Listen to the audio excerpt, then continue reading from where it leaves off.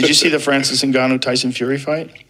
Mm-mm. Francis Ngannou, who is the UFC heavyweight champion, he vacated the throne and had a boxing match with Tyson Fury, who is the lineal heavyweight champion. Dropped him in the third round and won on one judge's scorecard and lost on the other two. So he lost a majority decision in his first ever boxing match against arguably the best heavyweight boxer. Wow. Absolutely alive, but maybe of all time. You know, it was pretty, and I thought he won the decision. A lot of people thought he won the decision. It's a very close fight. I mean, you can maybe say that Tyson Fury, I mean, you could kind of see an argument that he maybe could have won. I don't think so, though. When it comes to damage, I looked at it, I've watched it 3 times. And in my mind, he won the fight. And I think that's one of the most extraordinary accomplishments in combat sports history. A guy who's had 0 boxing matches, who is an MMA champion, goes and fights a guy who is one of the greatest boxers that's ever lived. I mean, Tyson Fury is phenomenal. Now, whether Tyson Fury took him seriously, whether he was overconfident, who knows? I mean, he literally said to him, time to go to school. I'm taking you to school at the beginning of the fight. And then when Tyson Fury said that? Yeah, and then when Francis dropped him in the third round, after the fight, Francis was like, you are a shitty professor. And Francis is a real freak. I mean, Francis is 6'5", a natural 272 pounds, and built like a Greek god. Could I see a... Yeah. Jamie? See if you get the photo of Francis standing over Tyson Fury after he dropped him. Because, I mean, he really rocked him. And, by the way, they gave him, I'll send you this, Jamie. They checked the amount of time that it took for him to get up. Like 23 seconds. 23 seconds. So that's after he dropped him. Look how big Francis is. I mean, he's just an extraordinary specimen. And, you know, didn't even start combat sports. He was 25 years old. Where is he from? Cameroon. I mean, I had on the podcast, his story is so insane, it is like something from a movie. He was working in the sand mines when he was 10 years old and developed this incredible strength, fucking digging sand. Wow. And when he was a man, decided that he had to leave his village and he wanted to be a professional boxer and wanted to go to Europe.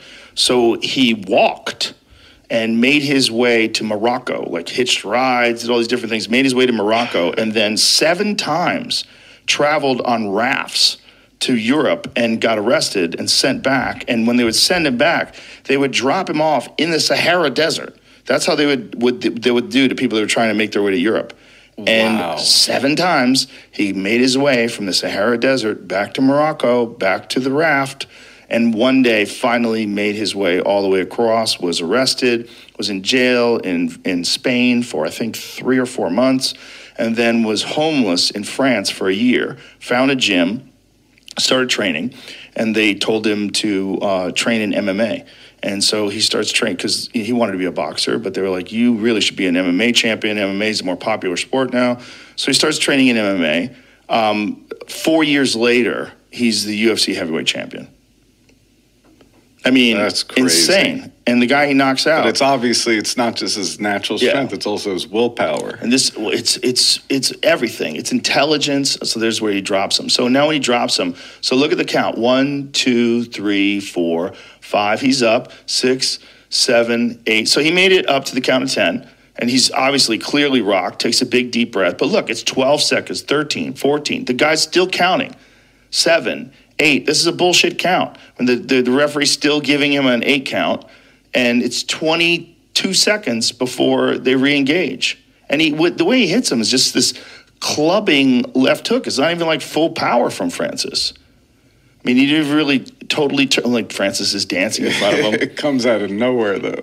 Yeah, and then battered him again in the 8th round, and somehow or another they gave Tyson Fury the 8th round on at least one judge's scorecard, which is fucking insane. It might have been 2 judges. But boxing is a dirty business. It's a dirty sport. I mean, there's always one judge that's in the bag, it seems. Right. At the very least, if they're not absolutely paid off, at the very least, they're deeply indebted to the promoters.